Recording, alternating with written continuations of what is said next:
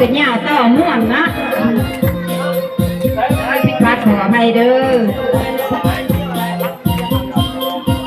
ยองแท้ยองว่าการดา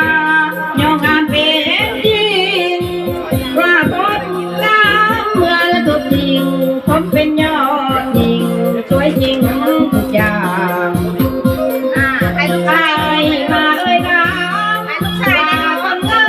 มมีแฟนหรือยังหัวใจที่ห้องยังว่างน้องฟานบอกให้ตามตรงทั้งรักทั้งห่วงพุ่มพวงสาวบ้านคนพางก็แม่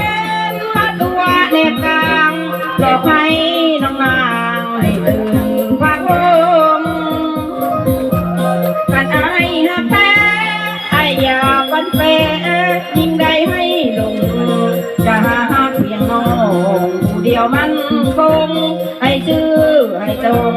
ต่อสาวคนพางได้ยินเสียงห้องกองกลางวั